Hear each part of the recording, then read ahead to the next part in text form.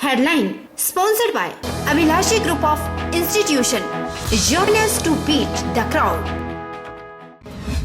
One मंत्री ने बासाधार में नवनिर्मित वन विश्राम गृह का किया लोकार्पण। बोले जल्द ही पर्यटन की दृष्टि से पराशर क्षेत्र का होगा कायाकल्प। द्रंग विधानसभा क्षेत्र में 118 करोड़ से होगा 23 सड़कों का निर्माण। जोगिंद्रनगर में सैकड़ों बीघा जमीन में धान की फसल खराब। हाथों में धान के पौधे लेकर एसडीएम के पास पहुंचे किसान। विभाग से शीघ्र फसल का मौका करवाकर नुकसान का आंकलन करने की मांग। बीआरओ अटल टनल परियोजना के चीफ इंजीनियर ने लोगों से किया आग्रह। टनल के भीतर नियमों का करे पालन। 60 किलोमीटर प्रति घंटे की रफ्तार से चलाएं गाड़ी। टनल के रखरखाव में दे बीआरओ का सहयोग। और नालागढ़ में 13 वर्षीय प्रवासी नाबालिग बच्ची के साथ दुष्कर्म। पुलिस ने आरोपी युवक को किया गिरफ्तार। पॉक्सो एक्ट के तहत मामला दर्ज कर की जा रही आगामी कार्रवाई। नमस्कार, आप देख रहे हैं HP 24x7। मैं हूं जनीशा।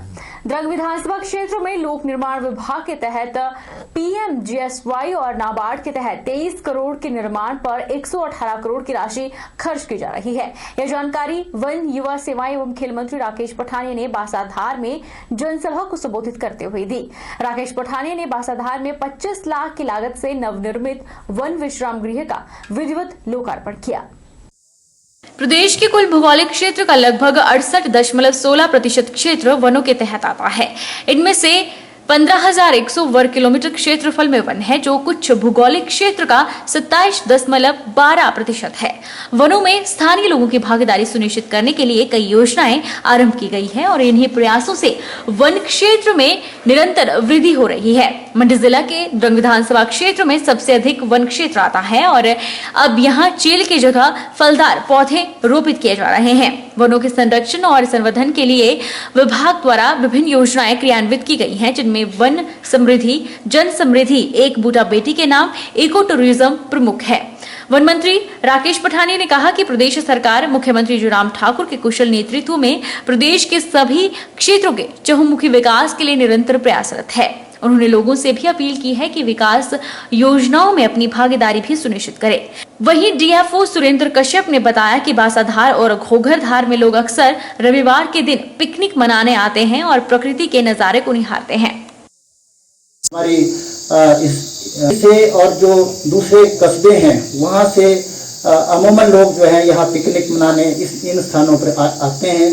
इसके साथ ही एक हमारा जंगल है जिसको झाजरू कुपरू बोलते हैं और उसकी भी अपनी महत्व है कि वहाँ मंडी से लोग जो है वो हर संडे को छुट्टी वाले दिन जो है वो यहाँ इस स्थान पे आते हैं। और इसके साथ साथ जो हमारा फॉरेस्ट्री पॉइंट ऑफ व्यू से भी इम्पोर्टेंट है कि हमारी जो भी ऑल इंडिया सर्विसेज की क्लासेस आती हैं वो यहाँ चील का हमारे पास बहुत सुंदर जंगल है, जिसमें कि आप जो क्लासेस आती हैं उसको हम किस तरह से रेजन टैपिंग के बारे में सिखाते हैं। और ये पूरी धार जो है अपने आप में एक बहुत ही अति उत्तम दृश्य जो है वो प्रस्तुत करती है।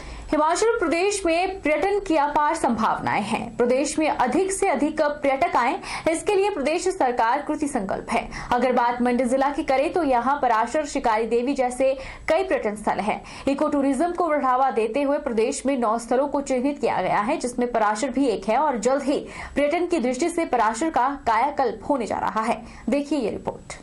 द्रंग विधानसभा क्षेत्र के तहत बासाधार में 25 लाख की लागत से नवनिर्मित वन विश्राम गृह का लोकार्पण करने के बाद पत्रकार वार्ता में वन मंत्री ने कहा कि इको टूरिज्म की दृष्टि से पूरे प्रदेश में 9 स्थलों को चिन्हित किया गया है, जिसमें से पराशर एक है। अपने 2 दिवसीय प्रवास के दौरान जिला के रमणीक स्थल पराशर का भ्रमण कर वहां इको टूरिज्म साइट चिन्हित की। उन्होंने कहा कि पराशर विकास प्राधिकरण को पुनः सक्रिय किया जा रहा है ताकि इस क्षेत्र में होने वाली हर गतिविधि पर नजर रखी जा सके।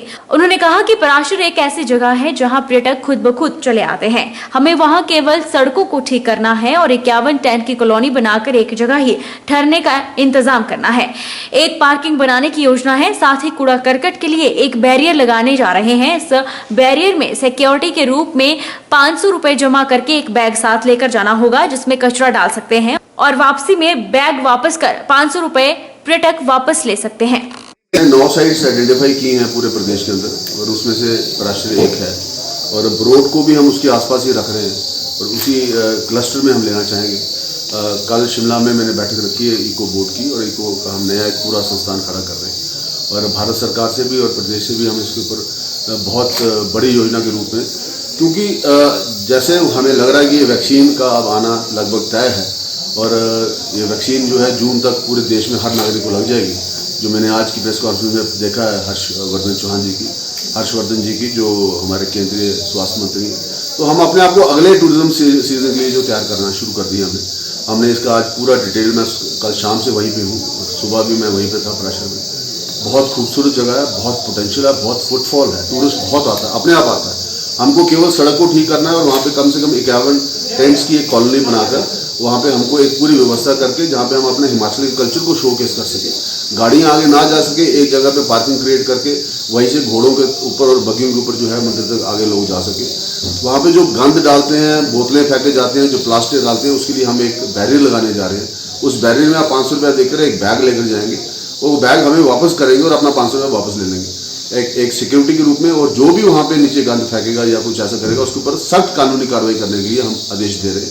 अटल टनल पर कांग्रेस द्वारा श्रेय लेने को लेकर वन मंत्री ने कहा कि टनल का सपना अटल बिहारी वाजपेयी का था और 1100 करोड़ का बजट कांग्रेस ने दिया था, लेकिन 10 साल तक कोई बजट नहीं दिया गया, जिस वजह से जिस टनल का निर्माण 1100 करोड़ से होना था उस टनल का निर्माण 4000 करोड़ का हुआ। उन्होंने कहा कि कांग्रेस की नालायकी की वजह से देश को 3000 करोड़ का नुकसान हुआ है। ये तो बेवकूफी को बल जाता है, जब नाम ही अटल टनल है, स्वप्न ही अटल जी का था, पैसा अटल जी ने दिया। हाँ, उनकी भूमिका ये जरूर है कि ये जो टनल जब अटल जी ने बनाई थी तो 1100 करोड़ का इसका जो बजट था और उस बजट को हमको खर्च करते करते 4000 करोड़ तक चला गया। जो 10 साल इन्होंने कोई बजट नहीं दिया, 10 साल जो इन्होंने नालायकी की, उसकी हमें ये प्राइस पे करना पड़ा कि जो 1100 करोड़ में काम होना था वो 4000 करोड़ में काम हुआ। कांग्रेस की नालायकी की वजह से 3000 करोड़ का इस देश को नुकसान हुआ, फायदा नहीं। बीआरओ अटल टनल परियोजना के चीफ इंजीनियर विशेष सेवा मेडल प्राप्त केपी पुरुषोत्तमन ने पत्रकार वार्ता कर लोगों और पर्यटकों से आग्रह किया है कि वो टनल के भीतर नियमों का पालन करें, वाहन की गति 60 किलोमीटर प्रति घंटे की रफ्तार से गाड़ी चलाएं, ओवरटेक न करें और उचित दूरी बनाए रखें। उन्होंने कहा कि टनल के उपकरणों को टच न करें। बीआरओ अटल टनल परियोजना के चीफ इंजीनियर विशेष सेवा मेडल प्राप्त केपी पुरुषोत्तमन ने कहा कि बीआरओ ने अटल टनल का निर्माण कर दिया है, टनल सभी राहगीरों के लिए खोल दी है। उन्होंने कहा कि टनल के भीतर सभी उपकरण सही तरीके से काम कर रहे हैं, यह जिम्मेवारी बीआरओ की है और इसकी सुरक्षा की जिम्मेवारी प्रदेश सरकार की है। उन्होंने कहा कि 24 घंटों में राहगीरों की आई तस्वीरें शर्मसार करने वाली है। रविवार को अटल टनल के अंदर लोग न केवल ट्रैफिक नियमों का उल्लंघन करते दिखे बल्कि कुछ एक लोग वेंटिलेशन डक्ट और आपातकालीन सुरंग में घूमते दिखाई दिए। लोगों की उत्सुकता समझ में आती है, लेकिन लोग भी देश की महत्वपूर्ण टनल के रखरखाव में अपनी जिम्मेवारी निभाए।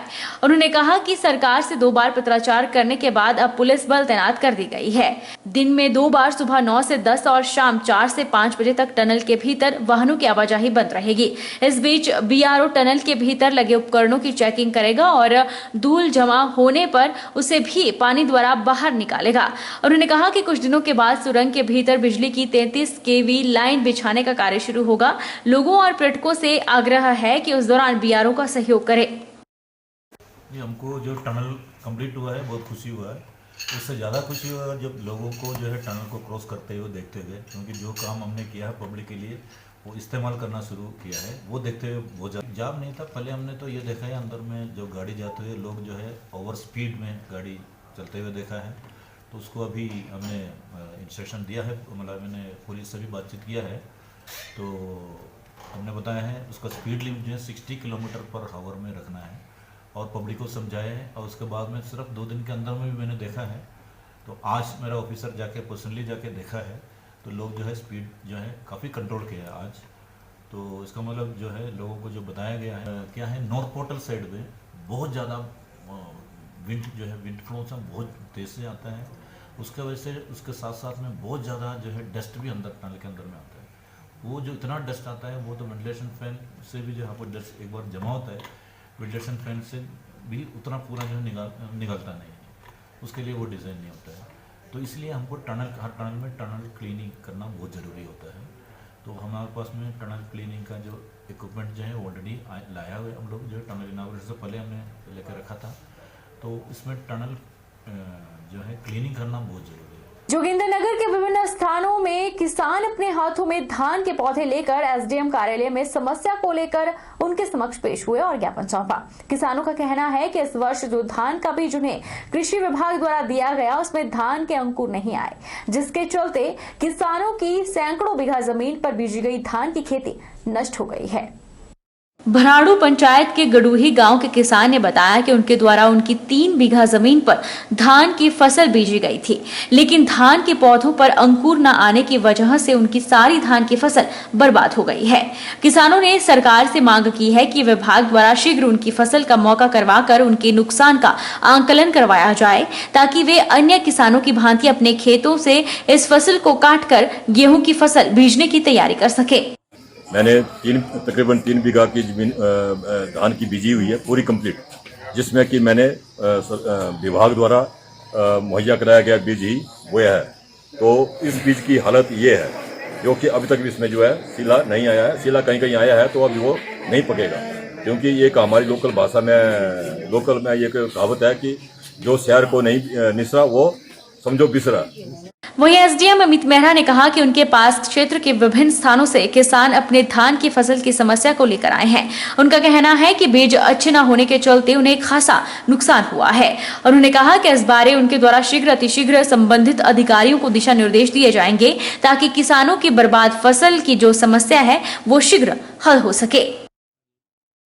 उन्होंने आग्रह किया है कि इसका जो रेवेन्यू विभाग है वो मौका करे और ये आकलन किया जाए कि कितना इसमें नुकसान हुआ है ये इस फसल के ठीक ना होने से। तो इसमें आज ही उचित दिशा निर्देश तहसीलदार और जो हमारी विभिन्न राजस्व की इकाइयाँ हैं फील्ड लेवल में उनको दे दिए जाएंगे। रुकेंगे एक छोटे से ब्रेक के लिए, ब्रेक उस पार फौरन लौटेंगे।